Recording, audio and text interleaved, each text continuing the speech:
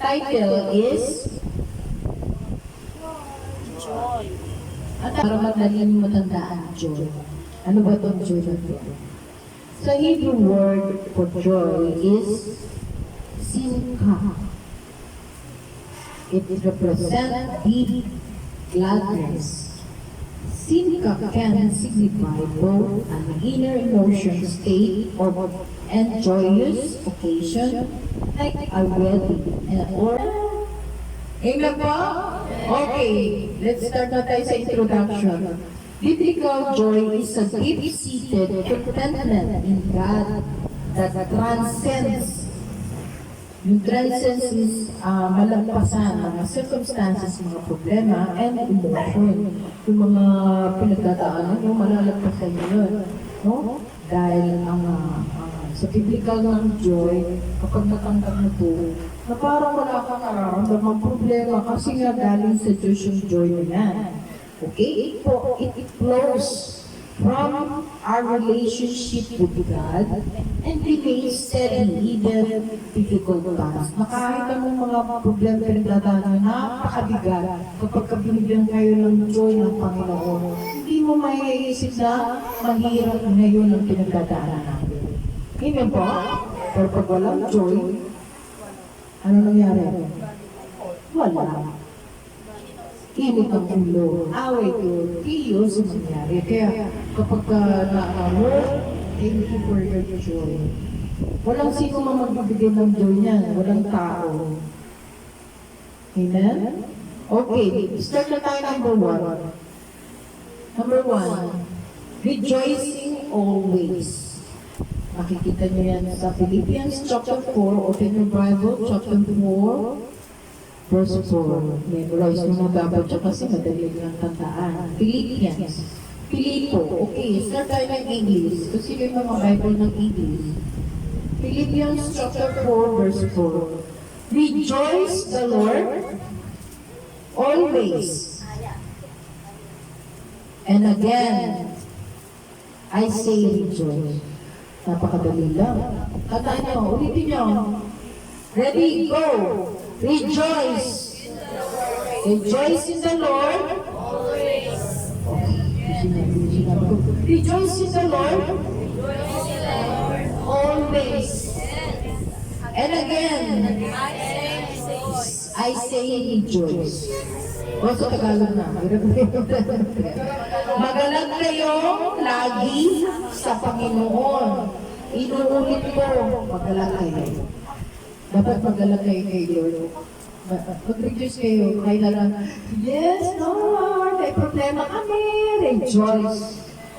Kasi ang problema is a sign na nalagpasan niyo yung nakalipas na problema. May another ano na naman kayong problema. Kaya mag-reduce kayo. Ay, salamat Panginoon, may problema. Nakapasaba ko, Lord. Salamat, may bago na naman akong problema. Amen po? Sino dito may problema na hindi nasasolve na kahit simula pa nagkaroon ng problema, hanggang ngayon hindi pa rin nasasolve? Kasi yung iba talaga, hanggang ngayon, ganun pa rin. Kasi ikaw nagsusolve ng sarili mo. Pero pagka ang Panginoon, nag-reduce ka, salamat Panginoon. Dahil itong problema. Iyaan mo siyang mamoblema yung problema. Ina pa, hindi mo kailangan problema. Lord, ibigay ko sa yung problema ko. Kaya rin tinanta natin di ba? And I will fall at your feet. Pag upo nyo, nananalangin kayo, Lord, ibinibigay ko sa iyo, ipaanan lahat ang aking problema sa iyo na yan, Lord. So, kukunin niya ng Panginoon. Huwag mo na ibalik yung problema mo. Binigay mo sa kanya sa kaanan, tapos kukunin niyo. Amen po? Kaya kailangan ang laging ano natin is magalak tayo sa Panginoon. Panginoon, napakabagay. Mag-rejoice. Amen? Paul's command to rejoice in the Lord always. That's Philippians chapter 4, verse 4. Establishes joy as more than an emotional response to favorable circumstances.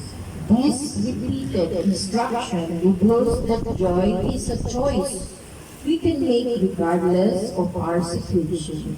Like a deep, deep water spring that flows regardless of surface condition. Christian joy grows from source deeper than circumstances. Okay. I-explain ko sa inyo, itong joy na to is a choice. Ito ay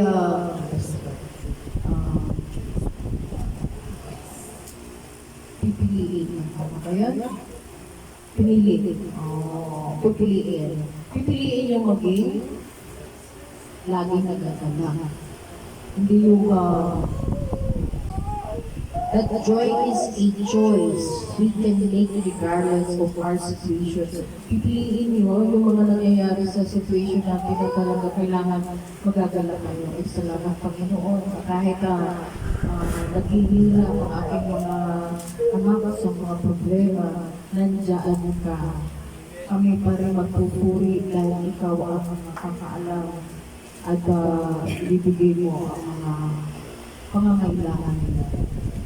Yun yung rejoice. Amen? So kaya like a deep water spring that flows regardless of survey.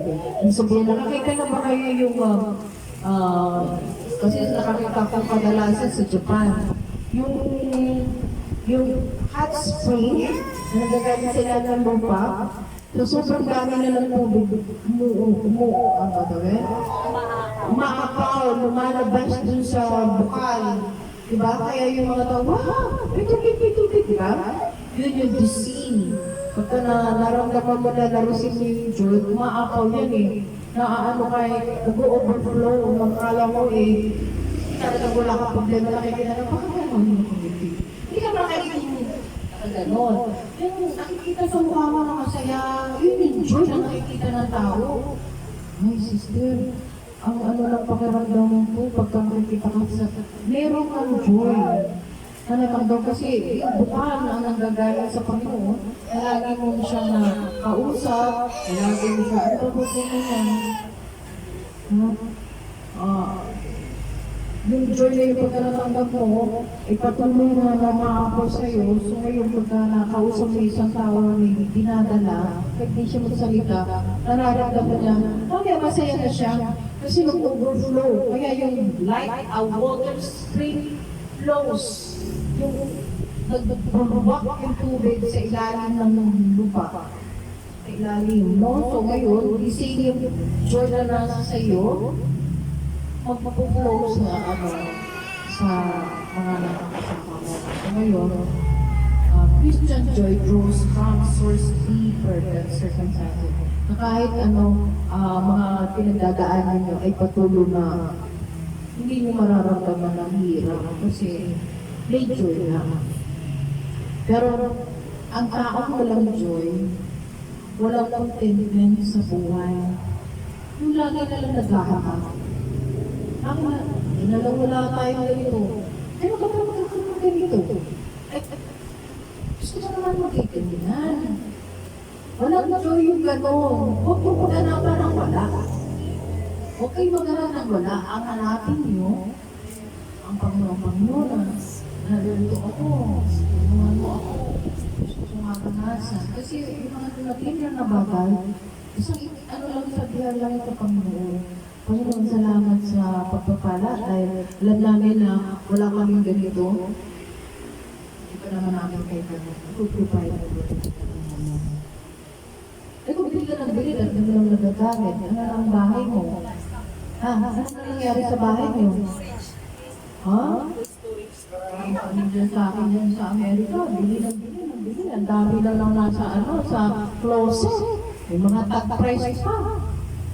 Nangyari sa niya, kasi biglang bumagyo. Lahat ng mga damit na yun, napunta sa taas. Puro na nangyari, nagdadaan ng makawa-kawa yung kulay. Nasayang, ano lang ginawa? Nasahan. Dito tayo, kaya yung sinasabi na naghahanap kayo ng bono, okay, maganda ng bono, maghanap kayo ng nandiyan. Ay, sa bahat, meron. Bukas sa tato, ay, ito, okay lang. Amen po? Yun yung source ng deeper than circumstances. Ang Christian joy grows. Nag-reply sa mga hindi ng mga problema natin. Amen po. Number 2, joy of the Lord is strength. Ito, number 1 na kailangan mo matutunan. Ito lalo din the Lord is my strength. Amen. Ito. Nehemiah chapter 8, gusto niyo yung ating Bible, kung makita niyo kung nasa si Nehemiah, tingnan niyo sa table of content. Nehemiah chapter 8, verse 10. Ready na po ba sa mga English? Okay. Okay, very good si Michael. May dalang Bible. May dalang Bible, Michael? Ay, very good. Okay, Nehemiah chapter 8, verse 10. Then he said unto them, go your way, eat the fat, and drink the sweet, and send portion unto them, for whom nothing is prepared. For this day is holy unto our Lord. Neither be ye sorry, for the joy of the Lord is your strength. Okay, Tagalog na tayo. Ready na? Pwede na po ba Tagalog? Nehemiah chapter 8 verse 10. Umuwi na kayo at magdiwang. Kumain kayo at uminom ng bagong alak. Bigyan ninyo ang mga walang pagkain at uminom, sapagkat ang araw na ito ay banal para kay Yahweh. Kaya huwag kayong malungkot. Ang kagalamang tulog ni Yahweh ang magpapalakas sa inyo. Amen? Example lang ito kay Nehemiah. Pero sa atin, itong ginagampanan ng kalakasan na sinasabi dito, the Lord is your strength. Bawat ginagawa natin, ay kailangan inaano natin sa Panginoon. Wala kayong may pagmamalaki na kaya ko yan, Mother, kaya ko yan, Father, kaya ko yan, Tol. Eh kung hindi ba bigla ka na nagtulak sa ganyan. Kasi sinabi mo sa sarili mo na, kaya mo. Pero pag sa tulong ng Panginoon, makakaya ko. Mag-isa ako nung nandun ako sa kabilang bahay. Buong bahay, nililinis ko, loob at labas. Tandaan niyo, naglilinis sila sa loob lang, pero ako sa paligid, nililinis ko. Pero one time, bumagsak ako dun sa kalagina, walang tao. Walang naglinis, ang basraan yung nakali. So ngayon, wala ka tao-tao sa paligid. Bigla akong bumagsak. Hindi ko alam kung ano nangyari sa akin. Bumagsak ako. At telepono ko nandun sa malayo. Ng bigas. So ngayon, nakahiga ako ganyan. Yung kayo tutulong sa akin, hindi ako makagalaw. Kasi sa pagod ang ginagawa ko. So ngayon, nag-pray ako, sabi ko, Lord, I don't mind kung ano nangyari sa katawan mo. Lang kung gagawin mo ka ako. Ikaw ang lakas ko. You are my strength. I don't mind kung ano tumulong sa akin. But I will lie to you.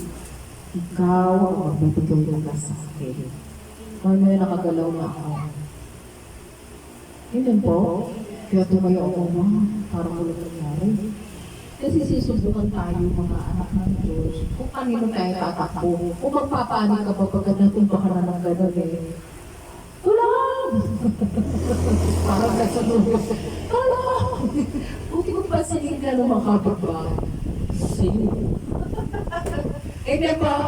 Pero pagka ang kakampi ng Panginoon, yes Lord, hindi ako magalaw, hindi ako makatayo. Kasi nadulas ako. Alam niyo, bumagsak yung dito ko. Nararamdaman ko yung sakit, pero nung nananalagan ako, Lord, you are my strength. Thank you, Lord. Tapos mamaya lang ako. Ano kung tumitingin ako doon sa bitana, nakikita ko na ano. Hindi ako nagkana lang. No, kasi sila tutulong sa iyo eh. Tutulong mo lang, tutulong sa iyo. Kundi ang Panginoon. Siguro nagdala siya. Ilan siguro. Yung mga angel dumating. Nakatayo ako. At yung nananakit dito sa likod ko ng pagpagpagsak ko. Wala akong maramdaman. Pagkagaling sa Panginoon ang tulong, wala na kayong mararamdaman na pain. Amen po? Kaya yung strength laging sa Panginoon. Amen po? Kaya kailangan i-declare natin na ikaw ang kalakasan ko, ikaw ang wisdom ko, ikaw ang magpo-provide, ikaw ang provider ko. Kaya mag-relate tayo kasi tatay natin siya eh. Kung ang tatay niyo, wala, at ang tatay niyo nandyan, pero hindi nakakasama, ang tinin niyo kasi anak tayo ng Diyos, Father God, hindi na ano ng tatay ko, ikaw ang tatay ko, ikaw ang magbibigay ng mga pangangailangan ng mga kapatid ko. Bibigyan mo sila ng lakas, bibigyan mo sila ng mga trabaho, bibigyan mo sila ng good health. Lord, kasi ito declare. Kasi powerful ang amang Diyos. Pero pagka hindi mo dinideclare at magtataw, yung alanganan na, siguro na po rin ang malulunod, yung maririnig. Oo, ano lang, makakamalan. Pagka gano'n kayo, ay talagang walang mangyayari sa buhay nyo. Pero pag tinidikid nyo, Lord, naniniwala ko, ikaw ang ama ko, naging anak mo na, tinanggan mo kami dahil sa iyong anak mo si Jesus. Kailan po? Kasi ilagat na tayo. Hindi na tayo mga orphans. Orphans po ba kayo? Hindi na tayo orphans. Dahil kay Kristo, tinanggap tayo bilang anak. Brethren niya ang tawag sa atin. At pagbalik ni Kristo, mga bride na tayo. Makita nyo? Wala nang babae at lalaki, bride na tayo ni Jesus. Kakasal tayo. Kaya ang tawag sa atin, Bride of Christ. Tama po ba? Okay. Nehemiah's powerful declaration that the joy of the Lord is your strength. Yan yung Nehemiah chapter 8 verse 10. Connects joy with spiritual empowerment. This isn't about manufacturing happiness, but about drawing strength from God's own joy over His people. Like a battery, alam niyo yung battery, that energizes a device. God's joy provides spiritual energy for life's challenges and opportunities. Oh, narinig niyo yung battery. Sino rito may telepono? Sa kamay. Lahat, di ba? May charger ba yung ano nyo, telepono? Ha? Sino dito yung telepono walang charger? Eh, hindi akadal. He's saying to you guys, bobot kayo pagka hindi kayo nakakomit. Kaya kailangan nyo ito yung sinasabi, like a battery that energizes a device. Parang yung devices ng telepono yun, tayo rin gano'n. Kaya dapat lang ano natin, Lord, yung spiritual natin sa Kanya, nakalaan lagi sa Lord, lobat na. Church mo nga ako, Lord, refresh mo ako. Tama po ba? Lalo may mga nanay, walang ginawa magtrabaho, trabaho sa bahay, kaba, tapos susubisin sa mga anak, nalolobat dyan. Hello po, lobat? Tama po ba? Yes, kailangan po chart kasi pagka nalobat dyan pati pagdating ng asawa, kainitang ko lang, lobat. Tatalita na siya, lobat. Naway mo siya ng asawa niya. Ang tatakbuhan niya, Lord, charge me, Lord. Ito ka sa gilid. Yung dalawa lang. Kailangan ko lang dyan bago yung dumating asawa ko. Para pag-arap ko, full charge na ako. Ito ang gilid niya. Nakangiti pa rin. At saka press, mga matawanan. Hindi ba? Ganun din sa mga estudyante. Pagod na pagod sa kauutos ng mga teacher, inos kayo dyan, aral kayo dyan, pagpagtuwag sila dyan, pagdating ng bahay, global. Pag inutusan ng nanay, wait, yung word nilang wait, teka lang, nagpapahinga ako, ang daming pahinga, siguro 5 oras na nagpahinga, ganito nakatulog na. Tutok pa ako eh! Lobat! Pag gano'n, bago kayo umuwi, Lord, ba't na naman ako para pag-arap ko kay mama, relax ako. Hindi nila mapansin na nalolokot ako dahil sa mga pinagagawa lang niya sa school. Nag-aaral pa kayo sa school? Kung nagsasasayaw lang kayo? Ha? Nagsasayaw lang ba kayo sa school? Ha? Ano yung sagot niya? Hindi. Hindi daw nagsasayaw. Amen. Pero kung meron ako yung tagapakinig sa po. Amen? Okay. Ganun din ang mga kabataan, mga lalaki, ang mga nagtatrabaho sa labas, lalaki, pinakamahirap ng trabaho. Kasi stress ng isip na, ay kailangan makakubos ako ng panigaha, ay kailangan may iuya ako. Ay pag-ibig sa misis ko, ay kailangan meron ako may titulong ng dagdag ng pagkain sa amin. Ayan, stress na yun. Pero hindi yun ang gagawin nyo. Ang gagawin nyo, Lord, charge me. For me, full charge me. Ibig sabihin ng full charge, ilalagay ng Panginoon ang karunungan at ang gagawin mo. Ganun din sa nanay, sa mga asawa, sa mga estudyante, sa mga nag-aaral, lalo na nag-i-stay sa bahay. Pag sinabi mo, Lord, charge me, hindi lang yung palakasin mo. Lahat i-download niya. I-refresh niya. Kung baga sa alam niyo yung nag-activate ng telepono, pagka i-restart, tapos i-activate niya ulit yung ganun din ang tao. I-restart ka natin. Kung puno-puno ka ng stress, puno-puno ka ng tatanggalin niya yung mga basura, i-delete dyan. Kaya nga, yung mga hindi ka-nais-nais sa thoughts nyo, i-dinisi niya ng Panginoon. Pag sinabi mo, full charge me, Lord. I need you. I need you, Lord. Yun yung iladagdag ang joy, wisdom, at pagmamahal. Kahit hindi mo mahal yung isang tao, magiging mahal mo. Kasi, pinul-charge ka ng Panginoon eh. Pag sinabi, full charge, i-download niya sa'yo. Kaya pagka-refresh ka na, wow, ito ka ba galing? Wala, sa kwarto lang. Kaya mo, tulog ka tulog. Okay. Nag-meet kami ni Lord at pang-charge ako. Ayun. Huwag mo sabihin kasi hindi na alam yun. Yung mga hindi nag-church, huwag mo palitaan. Kasi kailangan silang pumunta ng church para maintindihan nila kung yung full church. Amen po? Kaya mapalad na naiintindihan ang mga light ng word at mga nakasunod sa Panginoon. Ang full church. Pag full church, refresh. I-refresh ka ng Panginoon. Ibibilit niya yung mga basura na hindi kailangan sa thoughts mo, mga negative, mga natanggap mong course, tatanggalin niya yan. Kaya ka full church eh. Amen po? Kasi puno-puno ka na ng negative. Narinig mo sa anak mo, narinig mo sa kapitbahay mo, narinig mo. Away na, chaos na sa sarili mo. Gigibag ka na, ayoko ng mabuhay. Gano'n na iisipin natin. Pero pagka may Panginoon, full charge mo.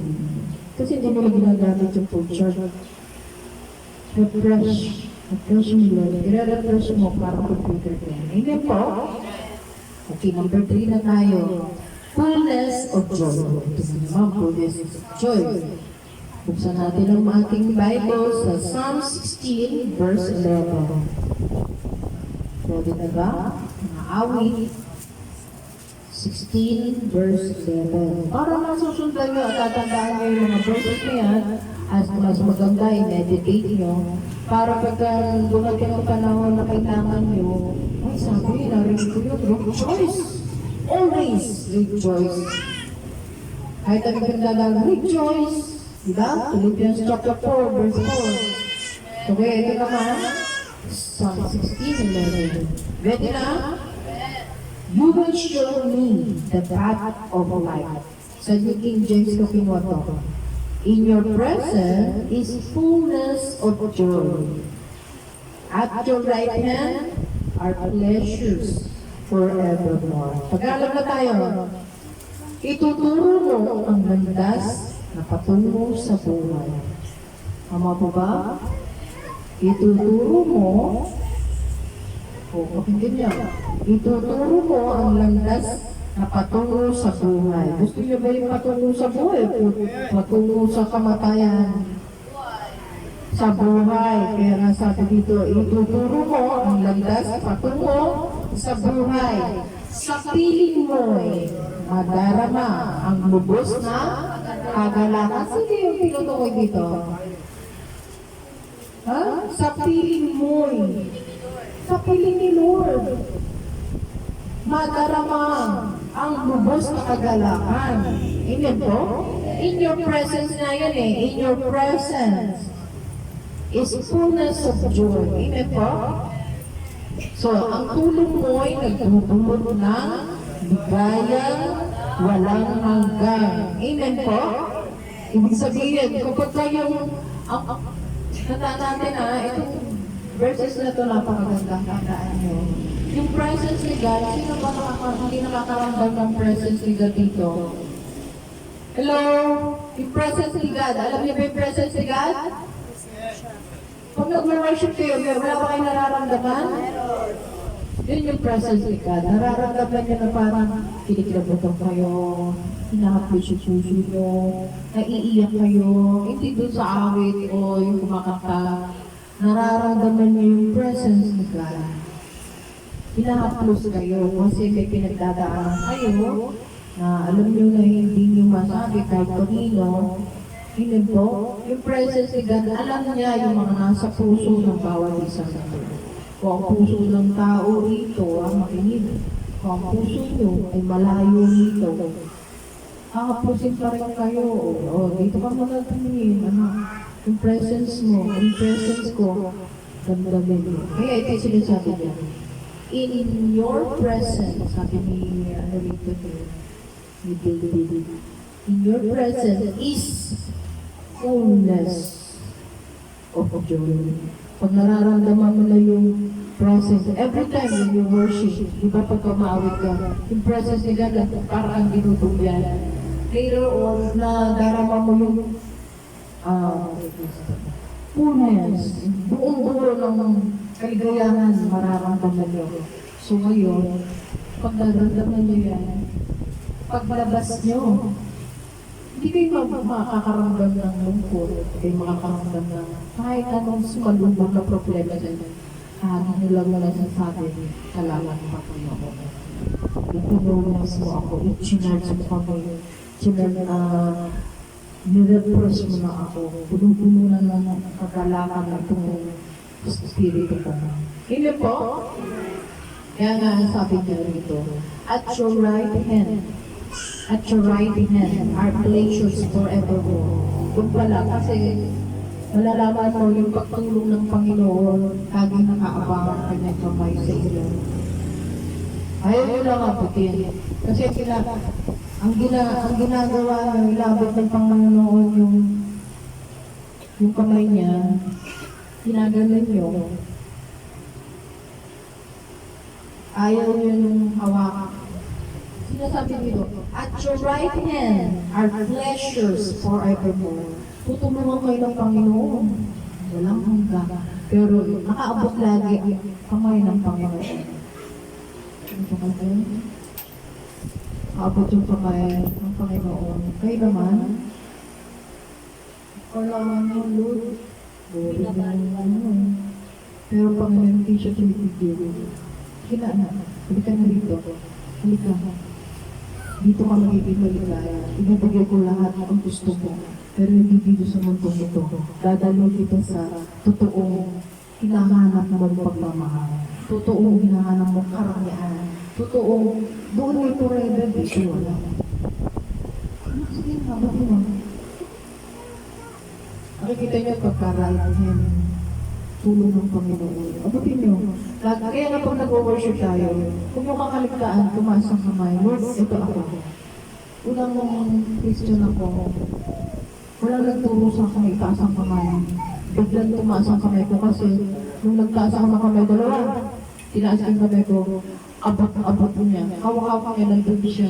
Hawak niya gano'n. Kaya hindi ako napagod. Umiiyak ako. Kasi abot-abot ko. Ama, salamat. Kaya huwag niyo kakaligtaan na pag inaabot ng Panginoon ng Diyos ko. Andito ako. Kaya pag nag-worship, huwag mong hihingin kayo sa kamay niyo. Yes. Sa pagtaas niyo lang yan. Yan ang the sign ng surrender. Yes, Lord. I surrender. Hindi namin kaya yung problema ko. Hindi namin kaya. Kahit ang mga magulang ko, hindi niya kaya yung problema ko. Nanging ikaw lamang, Panginoon. Ito ako, Lord. I surrender. Kabutin mo ko. Inaabot kasi ang Panginoon, ayaw natin kabutin. Amen po. Kaya nga ang sabi niya, fullness of joy, matatanggap natin. At your right hand, our pleasures, forevermore. Walang hanggang. Pagka naabot ka na ng Panginoon, hawak mo na siya, hindi ka nila bibitin. O gusto. Nakakawa ka, Lord. May mga anak na ayaw hawakan mo. Ha? Ala? Ito ba naman ang kamay? Malaki na ako eh. Huwag ka na nagkakalit naman. Pinala na ako. Kasi may mga magulang na kiss kasi parang ginagawa ko na. Kiss eh. Yung nagagawa ng magulang yun eh. Dapat. Kasi one day, hindi na yung gagawin ng magulang na yun. Pero pag gumagawin na yung magulang kasi nararamdaman niya, please niya talaga yung anak niya. May mga anak naman na nagagawa. Pag yung kasi sila, nalikod na ako. Hindi ko nalikod na ako. Hindi mo nalikod. Pangit ba ako? Baho ba ako? Pakatara siya ako namin niyayakap. Nakita niyo yung pagkakaiba? Ang Panginoon hindi yan nagpapakita. Pag sinabi ng Panginoon, ready na tayo sa ating pagtuturi. Ready lang kayo kasi yayakapin kayo ni Lord eh. Pag nagsimula na kayo tumuloy ang luha nyo, yakap-yakap kayo ng Panginoon, anak. Parang bumalik ka na sa akin. Tawa ko ba? Amen. Huwag mong kakaligtaan na. Hindi ako. Kaya, pag pinahihiya niya, ibig sabihin, pinahihiya niya yung mayakap sa inyo ng Panginoon. Tama po ba? The presence of God. Yung presensya niya, pinararamdam sa atin, hindi ka na mag-iisa na. Nadadalang kita na ng mga bodyguard. Ang bodyguard mo, hindi tao. Mga angel, hindi lang isang angel ang pinadala niya sa'yo. Habang naglalakad ka, 5 angel ang nakabantay sa'yo at isang timo. Unless, magkaman ka na may sinamaang kaibigan, malayo sila, tatahimik sila, magtutuwa yung isang demon angel na yan. Kaya kailangan, pag naramdaman mo yung presence ni God na sa worship ka, or anything na nagpupuri ka sa Panginoon sa your day, nagpupuri ka, hindi yung kumutuhang awitin na, worship God, yung awitin pang langit para sa Kanya. Pag nararamdaman nyo yan, manahimik kayo kasi meron inaayos sa inyo. Yung presence niya, nararamdaman niya sa inyo. And then, ipupultang kayo, fullness of your joy. Fullness kayo ang joy. So, kahit sumaba kayo niya, pultang kayo. Pultang na pultang. Hindi mo rin yun, ha? Parang gasugina pultang. Amen? Malang gasugina. Pero magpapultang tayo kay God. Lord, refresh me, Lord. Amen po? Kaya ang joy ng Panginoon ay kakaiba. Kaya walang magbibigay niya na tao kundi ang Panginoon. Amen po? The psalmist discovered that in your presence there is a fullness of joy. Yan yung Psalm 16 verse 11.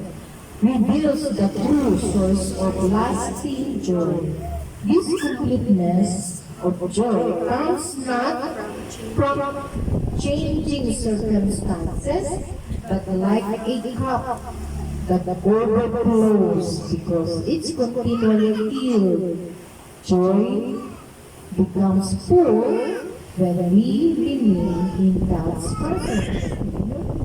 Pagkakatulog tayo na sa presence ng Panginoon, Eh, talagang pupunin kayo ng pupunin, mag-overflow. Mag-overflow. Kahit may umaway sa'yo, hindi mo tatalaga. Kasi hira na ulo nyo. Sabihin, wala kayong mararamdaman galit. Maawa pa kayo dun sa tao. So, galit siya sa mundo. Sabi niya ginagawa. Kasi nakikita ng demon, ang Panginoon ay nasa inyo. Ang presence ng God nasa inyo. Kaya galit yung demon. Kapag ka nakakita kayo, huwag mo humusgan agad yung mga galit na tao. Magkaroon kayo compassion. Kawawa naman siya. Pinakilala si Lord. Lord, I pray in the name of Jesus, touch mo ang heart niya. Maramdaman niya yung puso mo, Lord. Upang lahat ng tao makita niya ay hindi na siya magagalit. Kasi espiritu ng galit, hindi yan kay Lord. Kanino yun? Kanino? Kay Satan. Galit. Ano pa? Bitterness. Unforgiveness. Pagkaya punong-puno sa puso nyo, magre-reflect yan sa katauhan nyo, lalabas ng bibig nyo, puro mura, galit, at saka lahat nakikita nyo. Galit ako sa'yo. Gano'n, ano yan. So ngayon kayo, full kayo ng fullness kayo ng joy ng Panginoon. Kakaroon kayo compassion, Lord, I pray for her o him. Tulungan mo siyang makakalala sa'yo, Lord.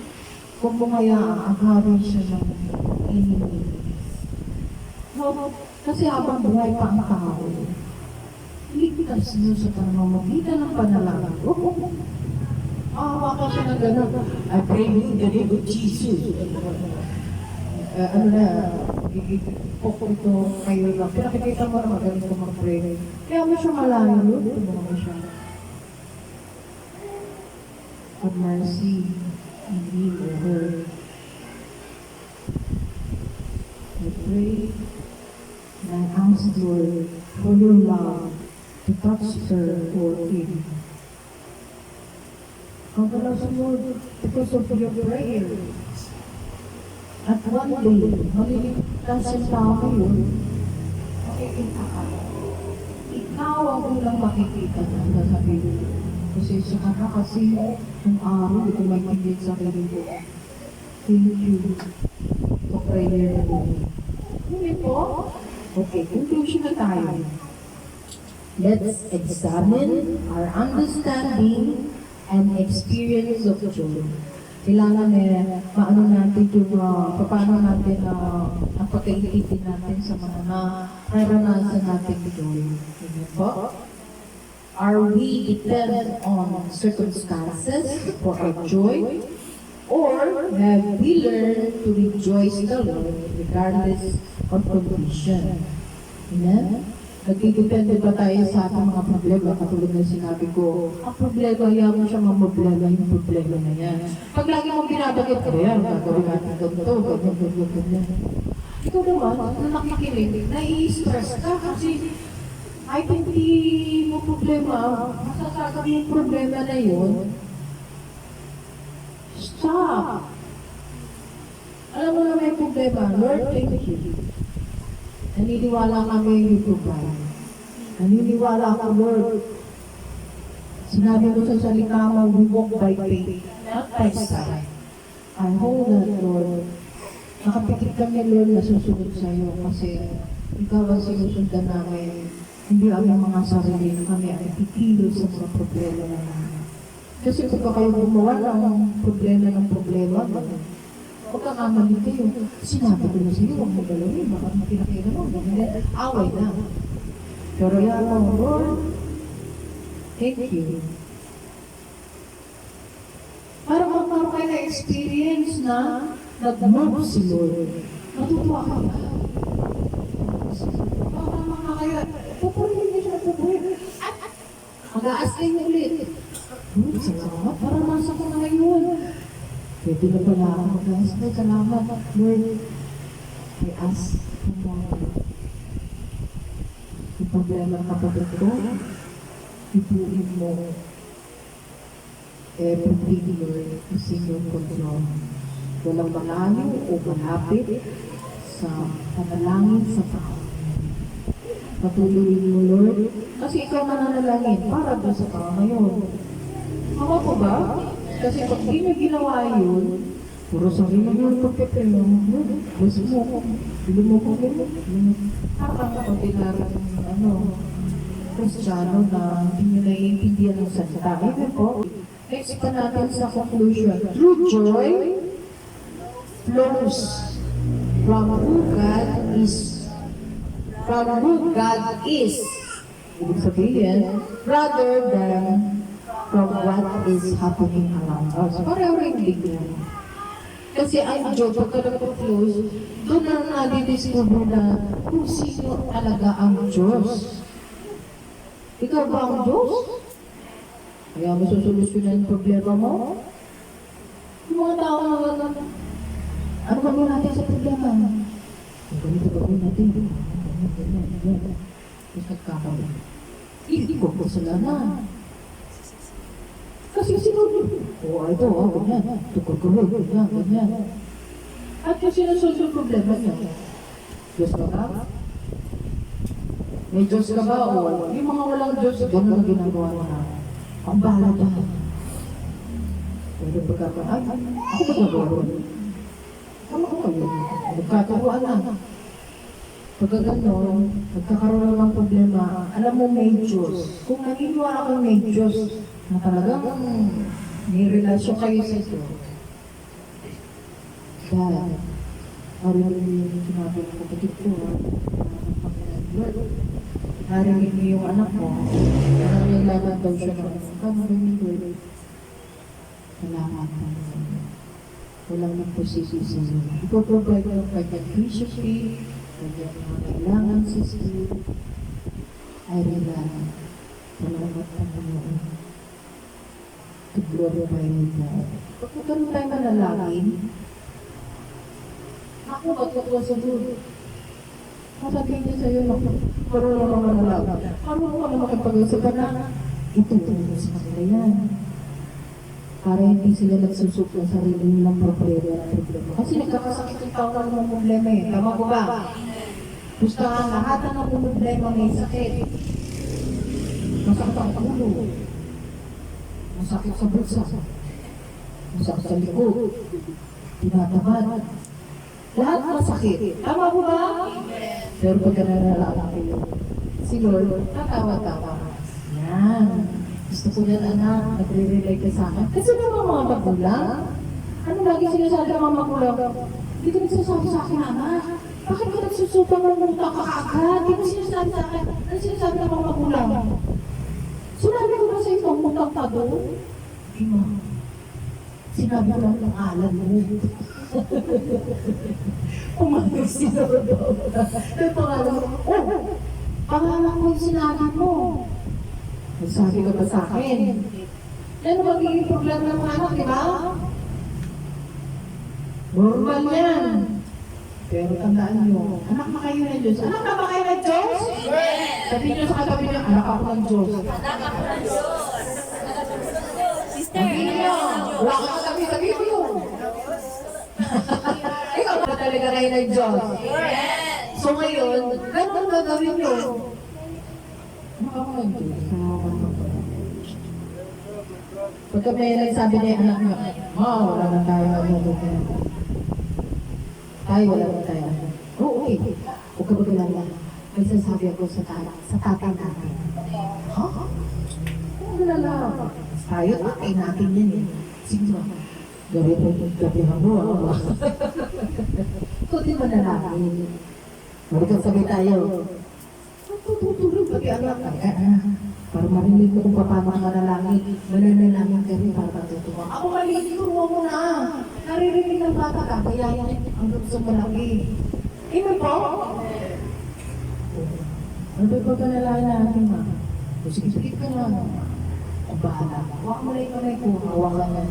Tapos may pagkaroon sa kabila. Panginoon. Narito kami. Nangangalay anak ko. Lord, para ba? Ipulin mo ang mga pangangailangan niya. Ipropide mo ang kanyang mga pangangailangan sa situin. Ang kanyang talino. Wala sa nakakabilang dito. Ikaw ang medalya. Ikaw karunungan medalya. Hindi siya doon magpopokus sa medalya. Ipuno yung karunungan niya na ikaw ang maranasan niya. Lord, thank you. Tapos kami manalangin, mag-thank you na kayo. Yung sabihin, receive nyo lang. Kasi walk by faith. At by sight. Yung sabihin, yung pananampalataya mo, sinabi mo na kayo doon, gagawin niya niya. Hindi yung mag-alang, sana Lord. Sana Lord, hindi nagkalimuan ako. Salamat Lord. Pero Lord, may kutisok sa kanya. Walang gano'n. Pagka na yung faith nyo, lakusan nyo, kasi anak na talaga tayo ng Diyos. Pag anak ka ng Diyos, open. Kaya ako na yung anak ko. Open nyo yung heart nyo na totoong tatay nyo siya. Open nyo, huwag kayo mahiya. Pag nahiya kayo kasi wala kayong relasyon, ibig sabihin. Pag open na kayo, salamat Panginoon. Ito ulit kami, Lord. Nagre-rely sa iyo. Basta Tagalog magre-rely. Yun na, nagdudepende kami sa iyo. Sa iyo lang kami sumasanta, wala nang iba. Hindi kami pwede mangutang, no? Ikaw, sabi mo, hindi, ikaw ang mag-provide. Ano nyo na yung kailangan nyo, halimbawa, 500, maliit 5,000. Kailangan ng anak ko, Lord, 5,000. Yung isang anak ko, 2,000. Yung isang anak ko, 200. Yung isang anak ko, 300. I-plus nyo yun. Tapos dagdag nyo yung itatides nyo. Pati tides nyo na, makupunin nyo. Pag sinabi nyo total ko, ito na Lord. Thank you, Dad. Yung pangangailangan ko. Ibibigay niya sa inyo, eksakto! Maniwala kayo, nag-i-experience mo siya yan. Kasi sinabi mo yung total eh. Eksakto niya ibibigay. Amen po? Pero pag wala kayo nilalagay na ano, nag-iisip ka. Hindi ko nasasabi dito. Totally wala na ibigay ko. Amen po? Kaya yun yung fullness of charge ng ating natatanggap sa Panginoon. Palalim ng palalim ang ating relasyon sa Panginoon. Pero pag wala pa, simulan nyo lang ngayon. Diba sabi sa Matthew, pagka mananalangin, hindi ko mananalangin ng gano'n. Ito kayo sa kwarto, kayo dalawa lang ng Panginoon. Kung kayo malumuhod, Lord, narito ako, Lord. Salamat, magpapasalamat sa mga binigay mo. Kailangan ko po ulit na pagpapalit. Nag-red ka. Pambayad ng tubig. Pambayad ka naman. Pantayin nyo sa isang buwan. Ibigay sa inyo ng Panginoon yan. Huwag kayo mag-expect ng isang tao. Si Lord ang expect nyo. Ipoprovide nyo. Gagamit siya ng tao sa malayong lugar. Karating niyo yung tao na yun. At ibibigay sa inyo. Amen po? Kailangan na-experience nyo yung mood ng Diyos. Kapag hindi nyo na-experience, nadidismaya kayo sa pananampalataya. More and more. Hanggang sa pag na-experience nyo. Pag na-experience nyo, matutuwa ko, wow! Parang kayo nanalo sa Lord. Wow, Senyor! Nalubilog niya yung ko.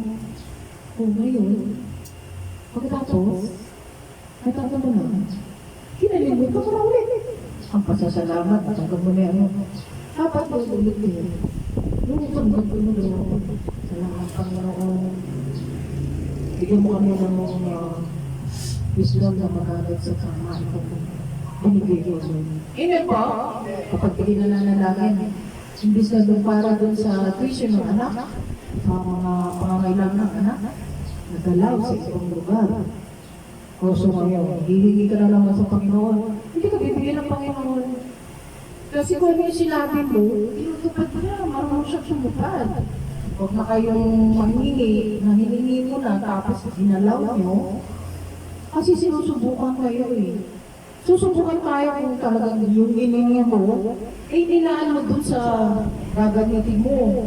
Halimbawa, sa tuition niya, tapos wala kami bigas, binili na ng pagkain. Tapos may mga Lord, hindi yan aayon ni Lord.